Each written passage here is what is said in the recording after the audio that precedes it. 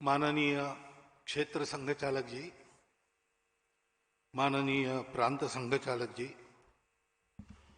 उपस्थित अन्य अधिकारीगण, नागरिक सज्जन, माता भगिनी, जिसे प्रस्तावना में कहा गया, ये कार्यक्रम देश में 2 जगह हो गया, ये तीसरा है और चौथा मुंबई में होगा।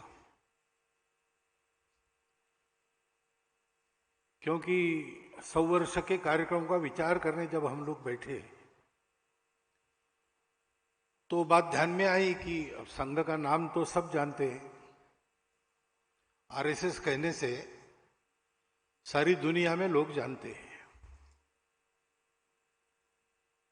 लेकिन संघ क्या है, क्यों है और क्या कर रहा है, इसकी जानकारी नहीं है। नाम को जानते हैं, काम को नहीं जानते। संघ के हितैषियों में भी ठीक ठीक जानकारी नहीं है। अब ऐसी जानकारी होने की आवश्यकता तो रहती ही है। ऊपर से संघ का काम देश में एक अनोखा काम है, दुनिया में एक अनोखा काम है। आजकल देश विदेश के लोग आते हैं संघ को देखने के लिए, हमारे कार्यक्रमों में आते हैं, देखते हैं। यूरोप के, अमेरिका के, अफ्रीका के, ऑस्ट्रेलिया के, एशिया के सभी जो आते हैं, एक प्रश्न जरूर पूछते हैं बाद में कि हमारे देश के नई पीढ़ी के लिए हम भी कुछ ऐसा करना चाहते हैं, तो आप किस प्रकार हमको ट्रेनिंग दे सकते हैं।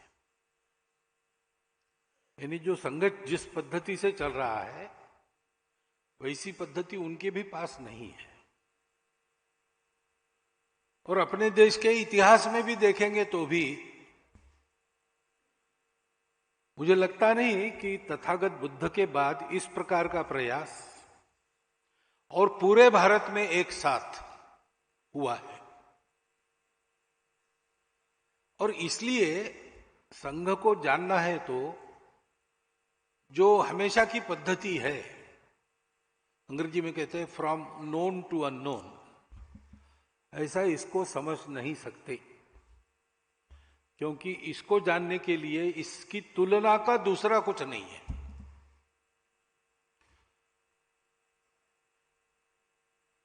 ऐसा अपने यहां सुभाषित है रामायण में, गगनम गगनाकारम सागरम सागरोपमा। आकाश कैसा है, आकाश के जैसा ही है, उसके लिए दूसरा कंपेरेबल नोन उपलब्ध नहीं है, इसलिए आकाश आकाश जैसा है, सागर सागर जैसा है। राम रावण योर युद्धम राम रावण योरिव, राम रावण का युद्ध कैसा है वो उसके जैसा वैसा वही है, दूसरा नहीं है।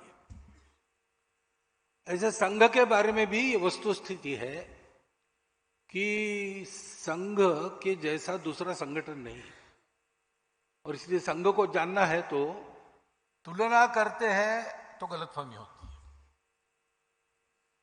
हम लोग संचलन करते हैं गणवेश में, उसको देखकर अगर आप सोचने लगे कि एक पैरामिलिट्री ऑर्गेनाइजेशन है तो वो गलत हो जाएगा। इतनी सारी सेवा करते हैं स्वयंसेवक, 1,30,000 से ऊपर छोटे बड़े सेवा प्रकल्प संघ के स्वयंसेवक विभिन्न संगठनों के माध्यम से देश भर में बिना सरकार का पैसा लिए चलाते हैं। अब कोई भी कह सकता है कि संघ एक सर्विस ऑर्गेनाइजेशन है, तो गलती होगी। संघ के स्वयंसेवक आज विभिन्न संगठनों में काम कर रहे हैं, तो कुछ लोग पॉलिटिक्स में भी है और सत्ता में भी है, इसलिए बहुत लोगों की ये प्रवृत्ति रहती है कि संघ को बीजेपी के द्वारा समझना तो बहुत बड़ी गलती होगी। संघ को समझना है तो संघ को ही देखना पड़ता है, और देख के समझ में न आने वाला संघ है, वो अनुभव करना पड़ता है। क्योंकि आखिर देखने वाला भी अपनी अपनी दृष्टि से देखता है। और ऊपर से जो दिखता है वो कैसा है? एक मित्र, उसका दूसरा मित्र, वो दृष्टिहीन था। वो बैठा था, ये मित्र जा रहा था, तो इसने ध्यान, समझ में आया उसके कि ये अपना मित्र जा रहा है। उसने बुलाया, कहाँ से आ रहे हो?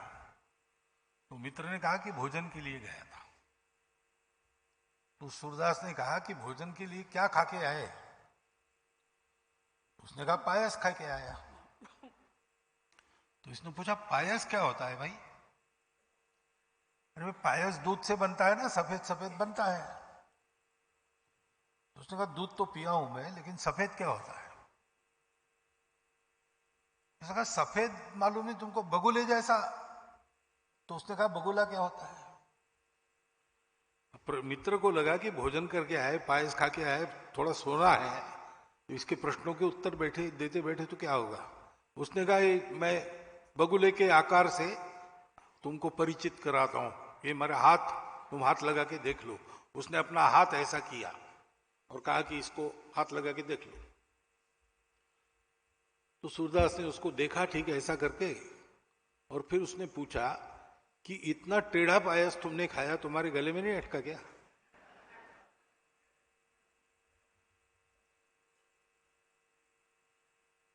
और फिर संघ के बारे में गलत नैरेटिव्स देने वाले भी लोग हैं, सरासर झूठ देने वाले भी लोग हैं। संघ का तो कोई शत्रु है नहीं, परंतु संघ के बढ़ने से अपने स्वार्थ के दुकान बंद हो जाएंगे ऐसा जिनको लगता है, वो उसके बारे में उल्टी सीधी बातें करती रहती है। और अब हम बड़े हैं तो हमको सब लोग सुनते हैं, लेकिन पहले हमको नहीं सुनते थे। उसके कारण ही लगातार जो कुप्रचार चला है, उसके चलते भी कई प्रकार की गलतफहमियां रहती है। उसके कारण ऐसा डर मन में बैठ जाता है कि यहां जाना कि नहीं जाना, इसलिए भी वो गलतफहमियां ठीक होती नहीं। कुल मिलाकर नतीजा ये होता है कि संघ के बारे में नाम जानते हैं, काम नहीं जानते। इसलिए हमने 2018 में दिल्ली में एक प्रयोग किया था। दिल्ली के जो बुद्धिधर्मी लोग हैं उनमें से चुनकर 2000 लोगों को बुलाया, 1700 आए। 2 दिन व्याख्यान हुए, 1 दिन प्रश्नोत्तर हुआ। तो उसका अच्छा परिणाम हुआ, यानी संघ के बारे में जो गलतफहमियां थी वो दूर हो गई। इन सब लोगों को संघ का बनाना ऐसा तो उद्देश्य था नहीं, आज भी नहीं है। संघ को अपना मानना कि नहीं मानना, अच्छा मानना कि नहीं मानना, ये तो मानने वाले का विषय है, उसका अधिकार है, वो कुछ भी मान सकता है। लेकिन वो जो भी माने वस्तु स्थिति के आधार पर माने, नैरेटिव्स के आधार पर, सेकेंडरी सोर्सेस के आधार पर कुछ कल्पना कर ले, ये ठीक नहीं है।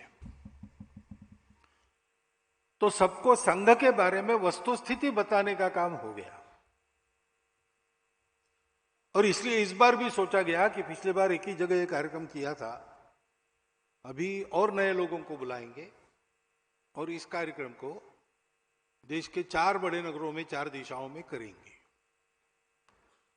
तो प्रवास का क्रम ऐसा बन गया कि 2 दिन का समय था नहीं, या एक ही दिन में वो 3 दिन का पूरा काम आपको और मुझे मिलकर करना है।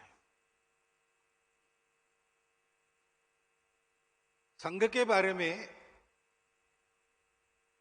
सब अपने विचार थोड़ा अलग रखकर हम संघ को प्रत्यक्ष अनुभव करें, लेकिन अनुभव करने के लिए भी इतनी आश्वस्ति चाहिए कि हाँ भाई, ये अनुभव करने लायक, परीक्षा करने लायक बात है। उसके लिए जितनी आवश्यक जानकारी है वो मैं आपको देने वाला हूं। संघ का प्रारंभ क्यों हुआ, किस लिए हुआ, तो एक वाक्य में उसका उत्तर हम दे सकते हैं। संघ की प्रार्थना के अंत में रोज हम कहते हैं भारत माता की जय। विश्व में भारतवर्ष की जय जयकार हो, भारतवर्ष विश्व गुरु बने,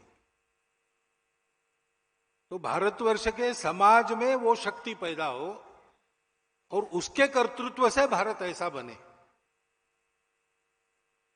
और विश्व गुरु बने, तो बनने वाला भारत ही रहे। क्योंकि भारत केवल भूगोल नहीं है, भारत एक स्वभाव का नाम है, भारत एक परंपरा का नाम है। तो वो परंपरा, वो स्वभाव कायम रखते हुए भारत विश्व का गुरु फिर से बने, इसके लिए भारतवर्ष के समाज को तैयार करने का काम संघ है। संघ किसी राजनीतिक उद्देश्य से नहीं निकला, संघ किसी की स्पर्धा में नहीं चला है, संघ किसी परिस्थिति के प्रतिक्रिया में नहीं शुरू हुआ और न ही संघ किसी के विरोध को मन में लेकर खड़ा हुआ। यह संघ हिंदू समाज के संगठन, उन्नति और संरक्षण के लिए चला है।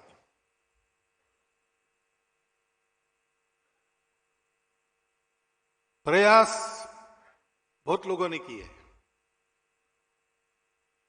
1857 में ब्रिटिशों के खिलाफ अपना एक संघर्ष हुआ, देशव्यापी संघर्ष हुआ, परंतु हम लोग उसमें हार गए। हार गए तो विचार मंथन शुरू हुआ अपने तत्कालीन नेताओं में कि अपने ही देश में इतने सारे हम लोग हैं, हमारे राजा है, हमारी सेनाएं हैं, एक से एक कुशल योद्धा हमारे पास थे। ये सब होने के बाद भी मुट्ठी भर अंग्रेज बाहर से आए और उन्होंने हमारे देश को जीता और हमको परास्त किया। ये क्यों हुआ? तो मंथन में से एक उत्तर मिला, उसकी एक धारा बन गई कि भाई अभी हार गए तो क्या हुआ, फिर से यही सशस्त्र प्रतिकार करना चाहिए और अंग्रेजों को शस्त्राचार के द्वारा भगा देना चाहिए। तो 1857 में तो कंपनी का राज्य बाद में गया और रानी का राज्य आ गया, इन्हें हम पूरे गुलाम बन गए, हमारे राजा मांडलिक बन गए, तो हमारी अपनी सेना तो थी नहीं। तो फिर क्रांतिकारक गतिविधि के रूप में तब से जो चला है, शस्त्राचार के द्वारा विदेशी आक्रमकों को खदेड़ देने वाला प्रवाह, वो सुभाष बाबू के 1945 में अंतर्धान होने के बाद ही समाप्त हुआ। 47 में हम स्वतंत्र हुए, फिर उसकी आवश्यकता नहीं रही। स्वातंत्र्यवीर सावरकर जैसे लोगों ने 60 के दशक में अभिनव भारत नामक उनकी जो क्रांतिकारी संस्था थी, उसका बाकायदा समापन किया।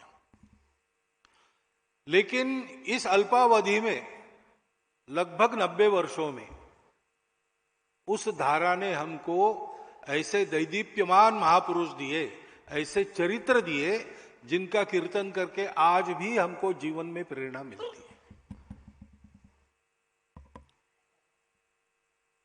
दूसरा एक विचार रहा कि भाई लड़े तो हम उस समय, लेकिन सेना लड़ी, राजा लड़े, समाज तो अपने घर में बैठा था।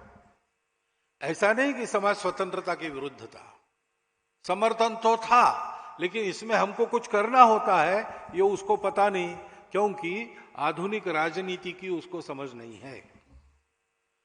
और इसलिए राजनीतिक जागृति भारतीय जनता की आवश्यक है। और इसलिए इंडियन नेशनल कांग्रेस को माध्यम बनाकर अपने तत्कालीन नेताओं ने उसको राजनीतिक जागृति का और स्वतंत्रता के संघर्ष का एक हथियार बना दिया। और उसके चलते भारत में व्यापक जन जागृति हुई। क्रांतिकारकों की धारा के साथ साथ आंदोलन की धारा इधर से चली और ये जो सारी जनता जागृत हुई, वो जो करती रही उस समय वो देश के लिए करती रही। जो आंदोलन में थे, जेल में जाना पड़ा, लाठी खानी पड़ी, वो किया। जो नहीं कर सकते थे उन्होंने ऐसे सत्याग्रही के शिविरों में उनके भोजन की व्यवस्था की। आदमी चरखा भी चलाता था, देश के लिए चलाता था। चरखा चला चला के लेंगे स्वराज लेंगे। चरखा चलाने से स्वराज मिलेगा ऐसा नहीं है, लेकिन सामान्य आदमी अपने जीवन में जीता था और कहता था कि मैं जी रहा हूं, देश के लिए जी रहा हूं।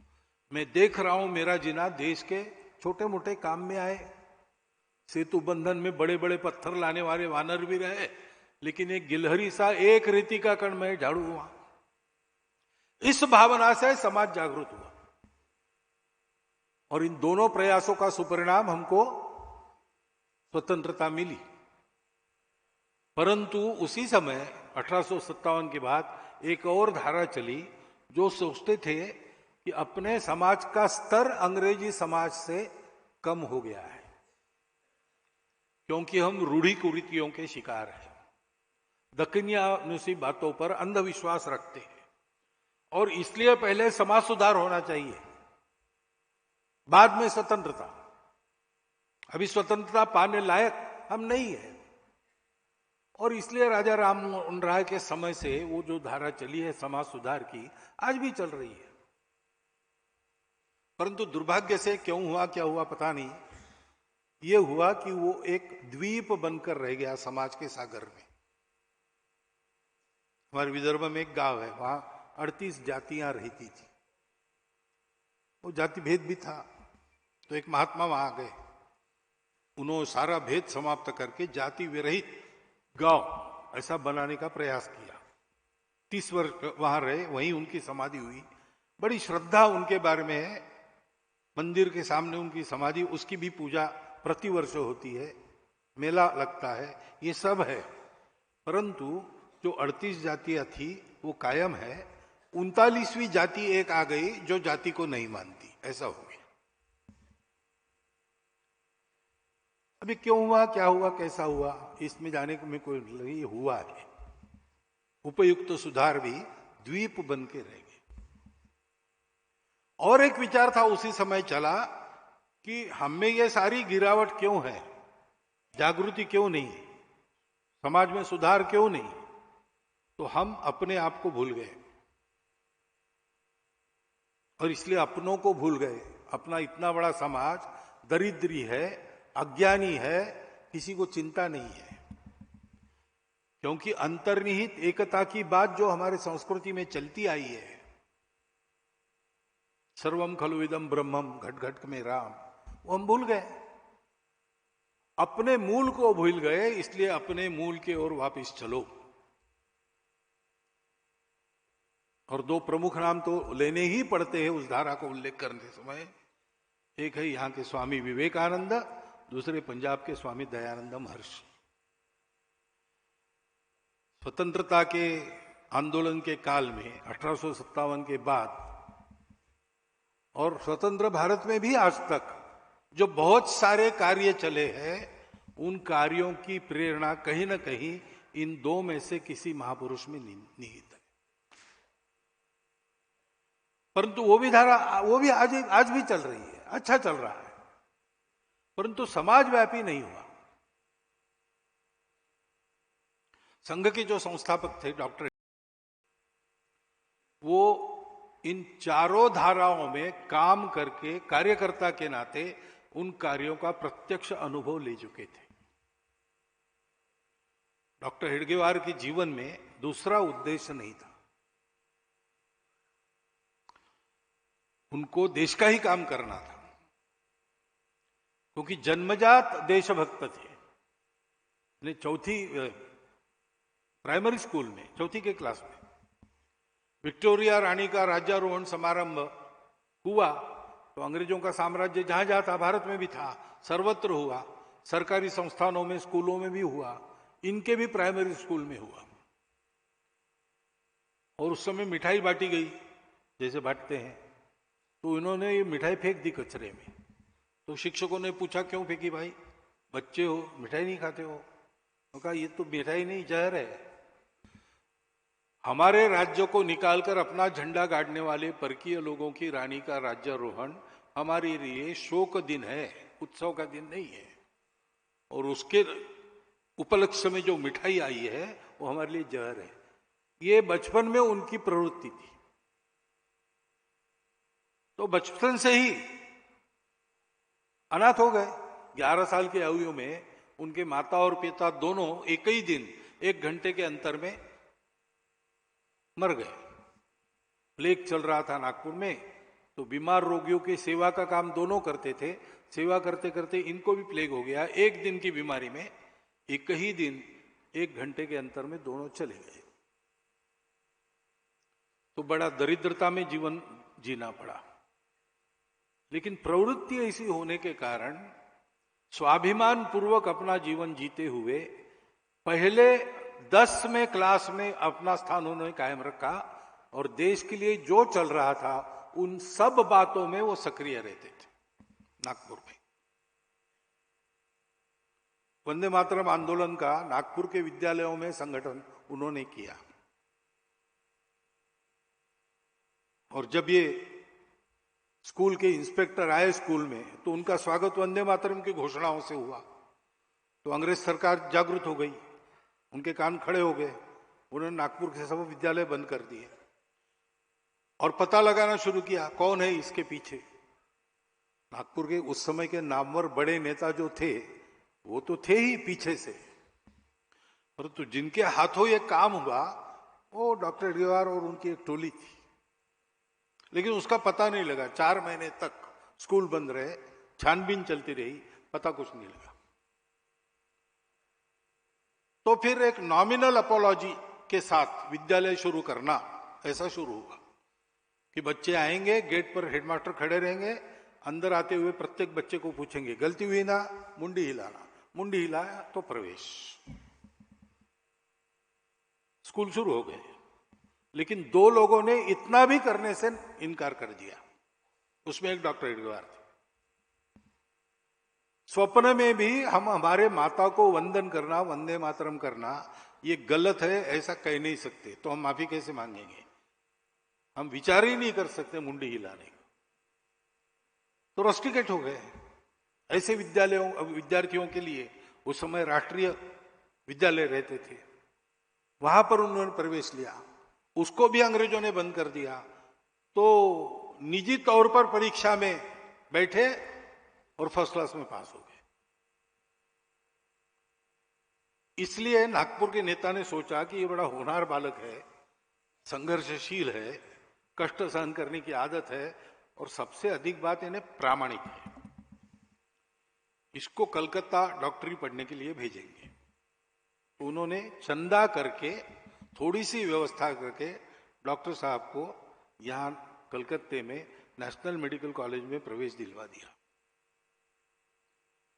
यहां आना और फीस वीस का प्रबंध हो गया, खाना और रहने का प्रबंध नहीं था। तो उधर के 2 विद्यार्थी यहां एक लॉज में रहते थे, उनके पलंगों के बीच में अपनी पट्टी बिछाकर वो सोते थे। और भोजन का टिफिन 3-4 लोगों का आता था, उसमें इनका भी भोजन निकल जाता था। ऐसे कुछ दिन करना पड़ा। परंतु भेजा इसलिए नहीं था कि केवल डॉक्टर बनेंगे, भेजा इसलिए डॉक्टरी तो बहाना था। यहां अनुशीलन समिति थी। उस समय क्रांति कार्य का सारा समन्वय अनुशीलन समिति से के द्वारा होता था। तो उससे संपर्क करना ये काम उनको दिया गया। और पश्चिम भारत में क्रांति कार्य का श्री गणेश करना। उन्होंने दोनों काम अच्छे किए। डॉक्टरी भी 4 साल के बाद फर्स्ट क्लास में पास हो गए। और महाराष्ट्र यानी राजस्थान से आंध्र तक के इलाके में क्रांतिकारकों को बसाना, उनकी व्यवस्था करना, शस्त्र आदि पहुंचाना, योजना बनाना, ये सारा संगठक का काम उन्होंने किया। लेकिन वो विफल हो गया आंदोलन। आंदोलन विफल हो गया तो डॉक्टरी पढ़ने के बाद उन्होंने प्रतिज्ञा ली थी अनुशीलन समिति के प्रवेश में, जो प्रतिज्ञा लेनी पड़ती थी काली माता के मूर्ति के आगे कि इस जन्म में देश का ही विचार करूंगा, मेरा अपना करियर वगैरह सारी बातें अगले जन्म के लिए। तो उनको एक नौकरी चलकर आई थी बर्मा में, 3,000 रुपया महीना उस समय की। लेकिन उन्होंने प्रिंसिपल को कह दिया कि मुझे पैसा कमाना नहीं है, मैं देश का काम करने वाला हूं। नागपुर में आए तो चाचा जी ने विवाह के बारे में पूछा, उन्होंने कह दिया कि ये मेरा विचार नहीं है, मैं देश के लिए ही काम करूंगा, कठिन पथ है, कुछ भी कष्ट सहन कर पड़ सकते, मैं करूंगा और किसी को मेरे साथ लेकर ये नहीं करूंगा, इसलिए अविवाहित रहना है। प्रैक्टिस नहीं की, अविवाहित रहे। और असहयोग आंदोलन चल रहा था, उसमें गांव गांव गए, भाषण दिए, जागृति की, तो उन पर राजद्रोह का अभियोग चला, सिडिशन। उसमें आंदोलन में बहुत लोगों पर अभियोग चलते थे, लेकिन तय यह था कि सजा भुगतना, बस डिफेंस नहीं देना कोर्ट में। लेकिन इन्होंने कहा कि मैं डिफेंस देता हूं क्योंकि और एक भाषण मेरा होगा, और उस समय जनता और पत्रकार भी रहते थे कोर्ट में, तो मुझे प्रचार का और एक मौका मिलेगा। तो उनका भाषण जो डिफेंस का था, उन्होंने शुरू यहां से किया कि न्यायाधीश साहब मुझे ये बताओ कि किस कानून के तहत अंग्रेज लोग यहां आकर भारत पर राज्य कर रहे हैं। स्वतंत्रता तो प्रत्येक मनुष्य का जन्मसिद्ध अधिकार है, ये सारी दुनिया मानती है। तो कोई कानून है क्या अंग्रेज हम पर राज कर रहे? नहीं है। और इसलिए अंग्रेजों का राज्य इल्लीगल है, आपका कोर्ट इल्लीगल है, आप भी इल्लीगल जज हो, मैं आपके अधिकार को मानता ही नहीं। मैंने यही बताया देशवासियों को कि स्वतंत्र होना हमारा अधिकार है, और स्वतंत्र कैसे होना ये मैंने उनको बताया। सर्वसम्मत कानून के आधार पर जो है वो मैंने बताया। मैंने कोई गुनाह किया नहीं, और मैंने किया गुनाह कि नहीं गुनाह इसका निर्णय आप नहीं कर सकते, क्योंकि मैं आपको मान्यता नहीं देता। तो उनको 1 साल सश्रम कारावास की सजा देते समय मैजिस्ट्रेट ने रिमार्क लिखा, ऑबिटर डिक्टा कहते हैं ना, ऐसा लिखा कि इनके जिन भाषणों के कारण इन पर आरोप लगा है, उससे इनका डिफेंस का भाषण ज्यादा सेडिशियस है। ऐसे वो थे। और इसलिए इन सब प्रकार की धाराओं में वो सक्रिय थे, स्वयं अध्ययन चिंतन भी करते थे। और इन सभी धाराओं में जो धुरीण लोग उस समय काम करते थे, इन सब से उनकी भेंट भी होती थी, चर्चाएं भी होती थी। लोकमान्य तिलक, महात्मा गांधी, वीर सावरकर, सुभाष बाबू, भगत सिंह, राजगुरु, मदन मोहन मालवीय, ऐसे अनेक लोगों से उनकी बातें होती। सुभाष बाबू से भी। उसमें से उनको एक बात ध्यान में आई कि मेरा अध्ययन और चिंतन मुझे जो बता रहा है, वही एक बात सबके मन में है। और वो बात क्या है कि सबको लगता था कि देश की एक समस्या उठाकर उसको ठीक करने के लिए हमने अपना जीवन लगा दिया, और इसलिए ये समस्या कभी न कभी ठीक हो जाएगी। परंतु समस्या फिर से नहीं आएगी, इसकी गारंटी क्या है? क्योंकि स्वतंत्रता की ही बात करें तो अंग्रेज कोई हमको गुलाम बनाने वाले पहले नहीं थे। उसके पहले सीमा के पार से इस्लाम का आक्रमण आया, 500 साल तक सारे देश में आसाम छोड़ के, और उन्होंने अपना खेल खेला। उसके पहले शक थे, उसके पहले कुषाण थे, उसके पहले सिकंदर था, उसके पहले हूण आए थे। अंग्रेज तो 8वें थे। तो बार बार कोई आता है, दूर से आता है, हमसे बर्बर है, हमसे श्रेष्ठ नहीं है, मुट्ठी भर लोग रहते हैं, और हम जो दुनिया में सबसे अमीर, सबसे पराक्रमी, सबसे नीतिमान, श्रेष्ठ तत्वज्ञान के धारण करने वाले हमको जीत लेते हैं, गुलाम बनाते हैं। और ये बार बार होता है, एक बार नहीं। तो अब की स्वतंत्रता तो मिल जाएगी, परंतु मिलने के बाद टिकेगी कैसे? कोई दूसरा आके हमको गुलाम तो नहीं करेगा। ये भीति सदा रहेगी, क्योंकि अपने समाज में स्वार्थ और भेद है। तो स्वार्थ भेद रहित एक समाज हमारा बन जाए, और इसके चलते अनुशासनहीनता, अज्ञान वगैरह सारे दोष है, तो कुछ गुणवत्ता बन जाए, तभी ये होगा कि समस्या फिर से नहीं आएगी। हम काम कर रहे हैं, अभी के लिए उपाय हो जाएगा, परंतु हमारा काम पूरा तब होगा जब ये काम हो जाएगा। समाज की एकता, समाज की गुणवत्ता, ये किसी को करना चाहिए, क्योंकि हमने यहां समय लगाया, हमको दूसरा समय नहीं है, फुर्सत नहीं है। तो फिर डॉक्टर हेडगेवार ने सोचा कि अगर ऐसा है और सब बड़े बड़े लोग इतने बड़े कामों में लग गए हैं, तो सबके काम को पूर्ण करने वाला ऐसा ये काम कैसे करना, मैं प्रयोग करता हूं। त्रैलोक्यनाथ चक्रवर्ती जी को मिलने आए थे, डॉक्टर ही होकर नागपुर गए उसके बाद, या उस समय ही आए थे, और उनसे उनकी चर्चा हुई। तो यही चर्चा हुई कि ऐसा कुछ करना पड़ेगा, और डॉक्टर हेडगेवार ने उनको कहा कि दादा मुझे लगता है कि ये काम मुझे ही करना पड़ेगा।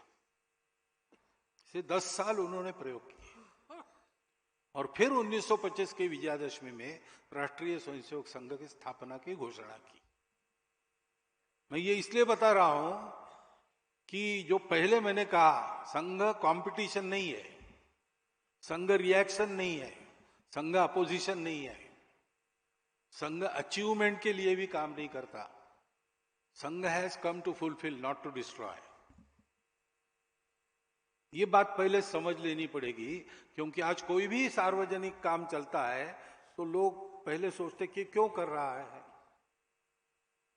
कुछ पाना होगा, किसी के साथ स्पर्धा होगी, यही सोचते हैं। संघ के जन्म में ये कुछ भी कारण नहीं है, बस डॉक्टर हेडगेवार के हृदय की व्यथा, देश की दुर्वस्था, संघ बन फूट निकली, हृदय की व्यथा संघ बन फूट निकली, ऐसा हम वर्णन करते हैं एक गीत में। ऐसे संघ शुरू हुआ। डॉक्टर हेडगेवार ने जो अनुभव किया उसके आधार पर उन्होंने कहा कि संपूर्ण हिंदू समाज का संगठन करना है, और संपूर्ण समाज संगठित होना मुश्किल बात है, होता नहीं। आज ही अपनी संख्या अगर 142 करोड़ है, हिंदू कहने वाले 100 भी माने जाए, 100 करोड़, तो 100 करोड़ तो एक संगठन में आएंगे नहीं, कभी संभव नहीं है और उचित भी नहीं है। परंतु ऐसे लोग रहते हैं जिनका बाकी लोग अनुकरण करते हैं। महाजनों ये न गतस्स पंथा, ऐसा अपने यहां कहा है, गीता में कहा है, यद्यदाचरति श्रेष्ठ तत्तदेवेतरो जना। तो समाज के श्रेष्ठ जन जो करेंगे उसकी फैशन बनती है, उस वातावरण में समाज अपने आचरण का परिवर्तन करता है। तो गांव गांव में, गली गली में ऐसे समूह हो कार्यकर्ताओं के, जो स्वयं शुद्ध चरित्र है, जिनके जीवन में बिल्कुल स्वार्थ नहीं, समाज से जिनका नित्य और जीवंत संपर्क है, और उनको देखकर समाज अपना आचरण कैसे करना है तय करता है। ऐसा देशव्यापी कार्यकर्ताओं का समूह चाहिए। ऐसा समूह खड़ा करने के लिए ऐसे व्यक्तियों का निर्माण करना पड़ेगा। व्यक्ति निर्माण के द्वारा देशव्यापी कार्यकर्ताओं के समूह के अभिसरण से वातावरण, उस वातावरण में सामाजिक परिवर्तन, समाज का संगठन, इसी को हम कहते हैं लोक संग्रह। अच्छा शब्द वो है, लोक संपर्क, लोक संस्कार, और फिर संस्कारित लोगों के अच्छे कार्य में योजना, इसको लोक संग्रह कहा गया है। उन्मार्गगामी नहीं होने देना, लोगों को सन्मार्गगामी बनाना। इसलिए वो किए बिना केवल नेताओं के भरोसे, पार्टियों के भरोसे, किसी विचार के या किसी नीति के भरोसे, अवतारों के भरोसे देश बड़ा नहीं होता। ये तो बहुत है अपने आप, हो गए एक से एक। किसी देश को इतना बड़ा सौभाग्य नहीं मिला, हमको मिला है, लेकिन बार बार हमको इस अवस्था का सामना करना पड़ता है, क्योंकि ये सब सहायक होते हैं, ये कारण नहीं बनते। कारण तो सामान्य समाज की एकता और गुणवत्ता होती। किसी ने कहा था अपने देश में, मैंने सुना है कि बाबू जयप्रकाश इस्राएल गए, वहां का सारा वातावरण देखा उन्होंने, और ऐसे ही बोलते बोलते कह दिया कि हमारे देश में ऐसा कब होगा? तो वहां के व्यक्ति ने कहा कि आपके देश में युवा लोग कौन से गाने गाते हैं मुझे बताओ, तब मैं बताऊंगा कब होगा। समाज की गुणवत्ता, समाज की एकता के कारण देश का भाग्य परिवर्तन होता है। और समाज का आचरण अगर ऐसा एकतापूर्ण, गुणवत्तापूर्ण बनाना है तो व्यक्तियों का निर्माण और व्यक्तियों के यानी कार्यकर्ताओं के देशव्यापी समूह का निर्माण ये करना पड़ेगा। और इसलिए संपूर्ण हिंदू समाज का संगठन ये लक्ष्य लेके संघ निकला है, किसी के विरोध में नहीं। हिंदू समाज को संगठित करना यानी बाकी लोगों का विरोध करना ऐसा नहीं है। आप सब लोग मॉर्निंग वॉक वगैरह करते होंगे, कुछ व्यायाम करते होंगे। आपको व्यायाम करता हुआ देखकर कोई आकर अगर आपको पूछेगा कि किसको पीटने के लिए आप अपना शरीर बना रहे हो, तो आप क्या बताएंगे? अरे भाई, व्यायाम करना, शरीर को स्वस्थ रखना ये स्वाभाविक बात है। संगठित अवस्था ही समाज की सहज अवस्था है। वो नहीं है तो उसको करना है। वो आड़े वक्त में काम आती है, मारपीट में भी काम आती है, बात अलग है, लेकिन उसके लिए नहीं करते ये।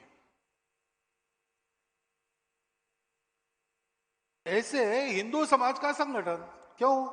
क्योंकि हिंदू समाज ऐसा है जिसको संगठन की आवश्यकता है। पूजनीय गुरुजी को पूछा गया प्रेस कॉन्फ्रेंस में पहले प्रतिबंध के बाद, एक पत्रकार ने पूछा कि मेरे गांव में एक भी मुसलमान, एक भी ईसाई नहीं है, तो मेरे गांव में शाखा का क्या काम है? गुरुजी ने कहा कि भैया तुम्हारा गांव छोड़ दो, पूरे दुनिया में एक भी मुसलमान, एक भी ईसाई नहीं होता तो भी अगर हिंदू समाज ऐसे कट्टा-बट्टा होता तो उसको संगठन करने के लिए हम काम करते ही करते। सर्वेशाम अविरोधेन, ऐसा काम है। अपने आप को बचाकर चलना ये तो करना ही पड़ता है। बस कुछ संघर्ष हुआ तो उतना ही होता है, बाकी नहीं। फिर हिंदू क्यों कह रहे आप, सबको क्यों नहीं करते? ऐसा लोग पूछते हैं कि उसका पहला कारण यह है, इस देश के लिए उत्तरदायी समाज हिंदू समाज है। इस देश का जो भी भला बुरा होता है, जो अपने आप को हिंदू नहीं कहते उनको कोई नहीं ज्यादा पूछेगा, लेकिन जो अपने आप को हिंदू कहता है उसको कोई नहीं छोड़ेगा। सब लोग उसको पूछेंगे तुम्हारे देश का तुमने क्या किया,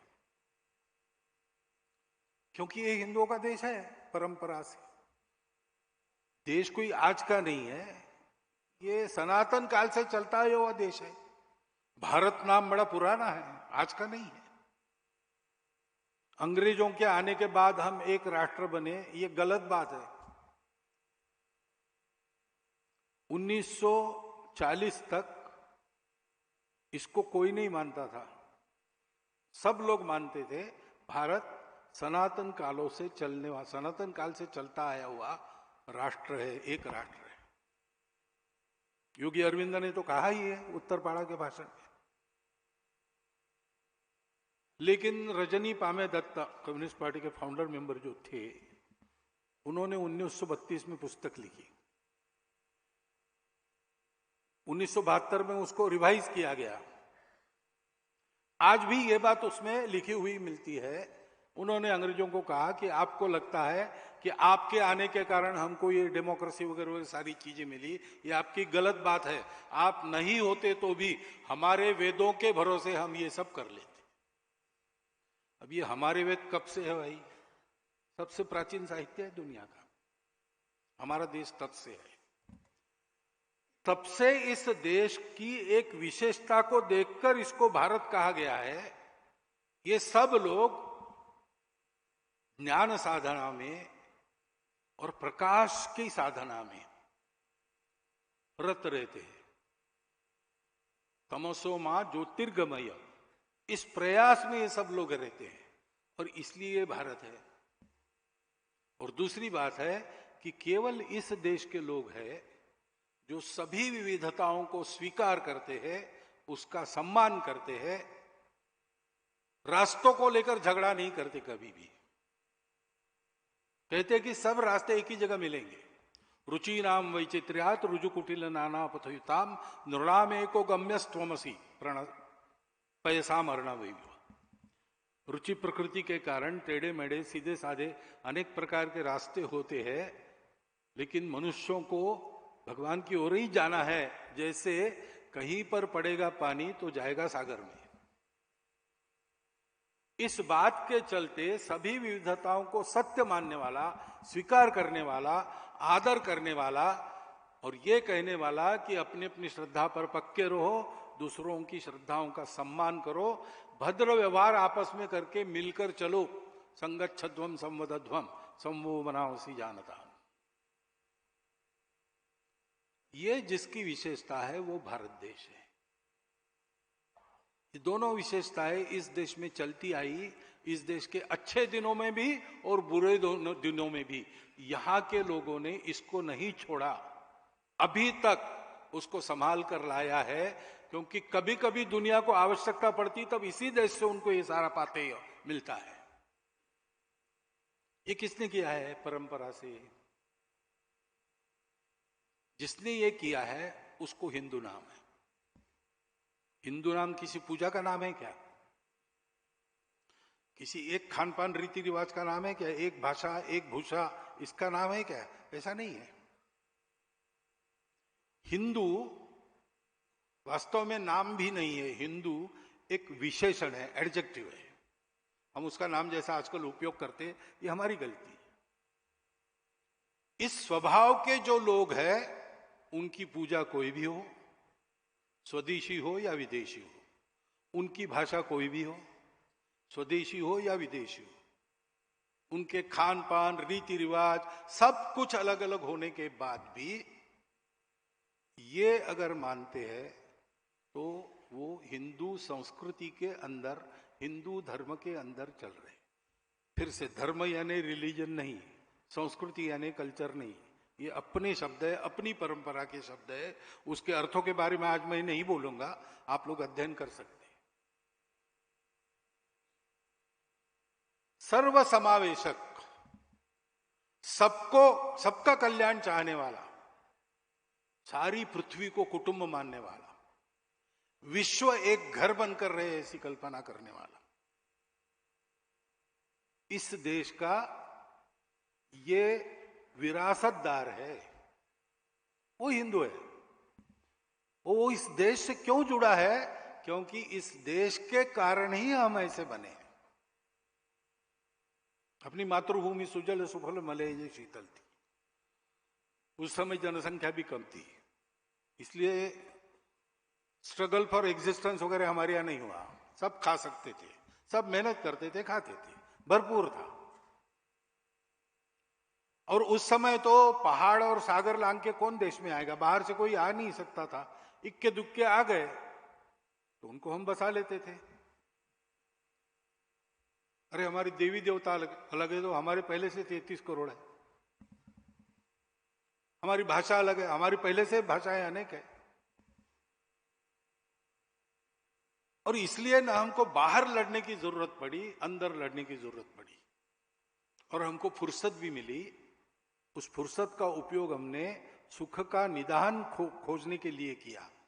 दुनिया बाहर खोज के रुक गई, हम अंदर खोजते चले गए, तो हमको बात मिली यूनिटी ऑफ एग्जिस्टेंस, सारा अस्तित्व एक है और हम सब लोग उस अस्तित्व के अंग हैं। हमारी सारी विविधता उस एकता से निकली है, उसी का आविष्कार है, उसी का श्रृंगार है। ये हुआ और इसलिए ये मातृभूमि हमारी, इसने हमको अन्न पानी पोषण तो दिया, रहने के लिए आसरा दिया। इतना ही नहीं, हमको संस्कार भी दिया जैसे माता देती है। इसलिए भारत माता है, उसको माता मानकर पुत्र भाव से उसकी सेवा करने वाला वो हिंदू है। और ये केवल मैं भाषण में बोल रहा हूं ऐसा नहीं, अपना हजारों वर्षों का इतिहास देख लीजिए। इस धर्म संस्कृति के मूल्यों के लिए, उनको सरसाने के लिए, उनको सुरक्षित रखने के लिए खून पसीना हमारे पूर्वजों ने बहाया है। उन्हीं का सारे भारत में आदर है। वो किसी प्रांत के रहने वाले थे, किसी भाषा के बोलने वाले रहे, किसी पूजा को मानने वाले रहे, लेकिन इसमें जिन्होंने अपना जीवन खर्चा किया उनके बारे में भारत में सर्वत्र सम्मान है। पूर्वजों से, क्योंकि उन्हीं का रक्त में आज भी खेल रहा है। विज्ञान कहता है कि अखंड भारत के इंडो ईरानियन प्लेट पर जो मानव समूह आज है उसका डीएनए 40,000 वर्षों से समान डीएनए है। हम समान पूर्वजों के वंशज हैं। हमारी हम मातृभूमि है, इसके सिवाय हमको दुनिया में दूसरी गति नहीं।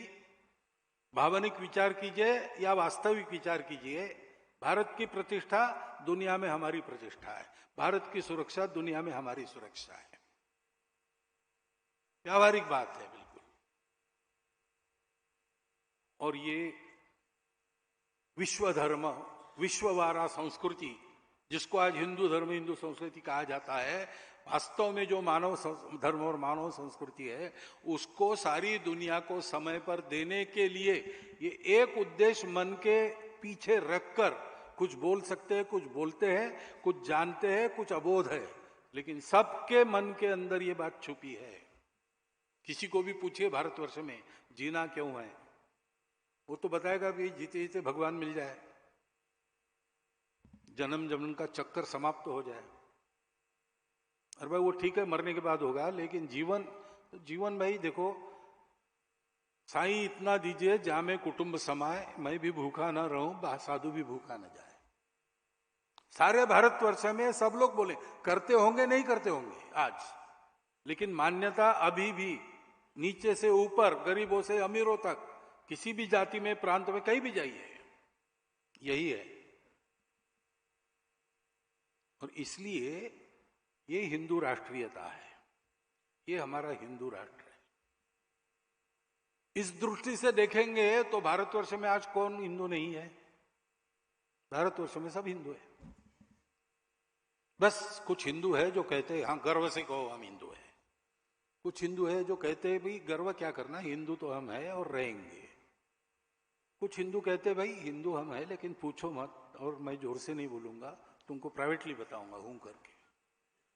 क्यों? कुछ भय है उनको, स्वार्थ है, क्या पता नहीं। और कुछ हिंदू है जो भूल गए,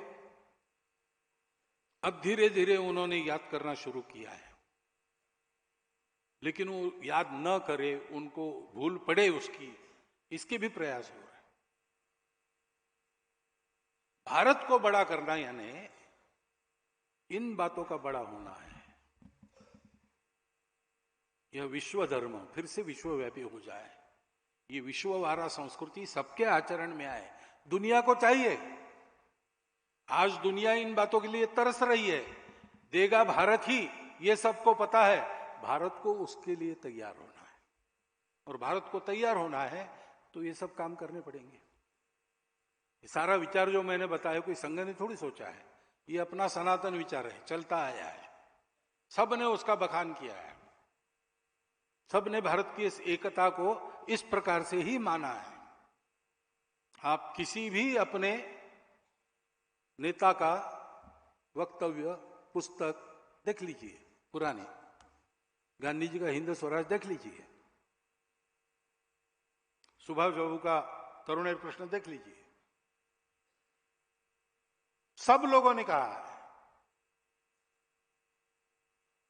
1940 तक ये मान्यता थी सबकी, 40 में विश्व की राजनीति बदल गई है, उसके चलते अपने अपने सुविधा का स्वर प्रत्येक ने पकड़ा, उसके कारण मतभेद है और कुछ नहीं है।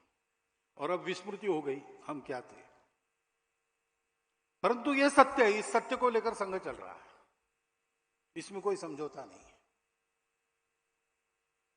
संपूर्ण हिंदू समाज का संगठन करने की जो कार्य पद्धति है वो संघ की अपनी खोज है, डॉक्टर एडगेवार की खोज। बहुत सीधी सरल पद्धति है, घंटा भर आओ, जैसे आप अपने लिए व्यायाम करते हो तो राष्ट्र के लिए योग्य बनने का 1 घंटे का व्यायाम है, उसको संघ की शाखा कहते हैं। सारी बातें भूल जाओ, आटे दाल के भाव भूल जाओ, राजनीति भूल जाओ, भेद भूल जाओ, स्वार्थ भूल जाओ, सब कुछ भूल जाओ। मातृभूमि हमारे पूर्वजों का गौरव, मातृभूमि की भक्ति के गीत, पूर्वजों के गौरव के गीत, और अपने देश के भाइयों के साथ वो कौन है, क्या है, कौन सी भाषा बोलते हैं, कितना पैसा, कुछ ना सोचते हुए ये मेरे अपने भारत माता के पुत्र भाई है, इस नाते उनके कंधे से कंधा मिलाकर, कदम से कदम मिलाकर चलो, उनके साथ मातृभूमि की मिट्टी में खेल खेलो।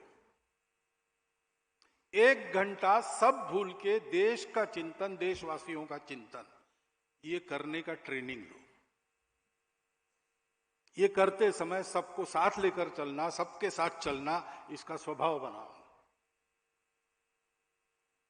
और ऐसा ये ट्रेनिंग लेते लेते उर्वरित समय में अपनी रुचि क्षमता समय के अनुसार समाज के हित का कोई भी काम चुनकर उसमें अपना समय दो, अपनी संपत्ति दो, जितनी दे सकते हो,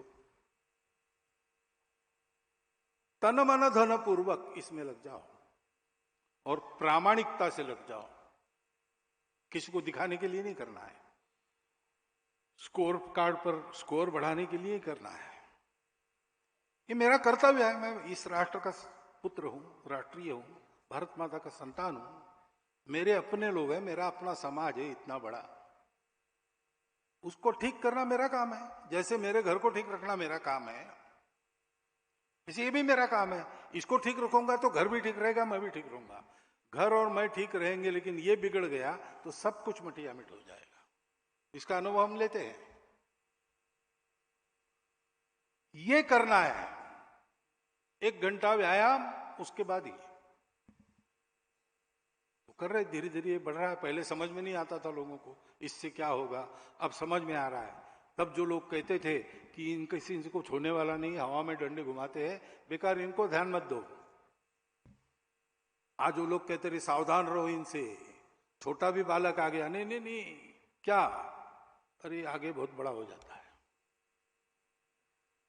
लेकिन बड़ा हो जाता नहीं, किसी के विरोध में नहीं हो जाते, देश के लिए चल रहा है भाई, सारे देश को ये कर। हमको समाज का संगठन करना है, समाज में अपना अलग प्रभावी संगठन नहीं करना है, क्योंकि देश का भाग्य परिवर्तन संपूर्ण समाज के लगने से होता है।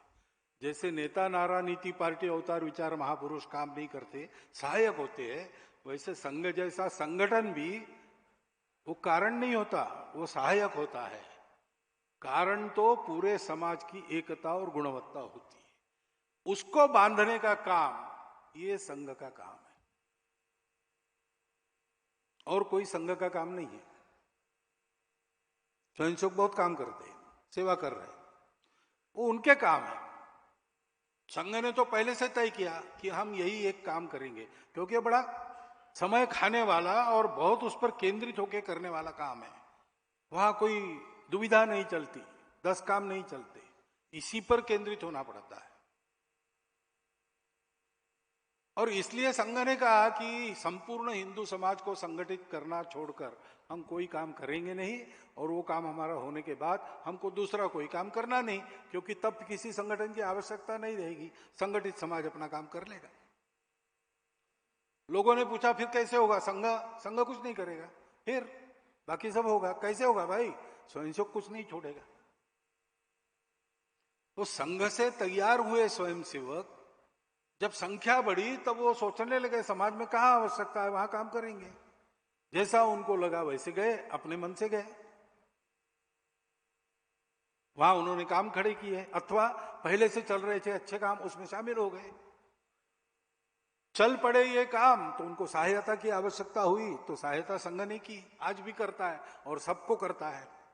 अच्छे काम के लिए कोई भी आता है तो हम उसका विचार नहीं देखते, हम उसकी पार्टी भाषा भूषा कुछ नहीं देखते। काम अच्छा है, समाज के हित का है, और प्रामाणिकता से निस्वार्थ बुद्धि से चल रहा है, तो हम सबको मदद करते हैं।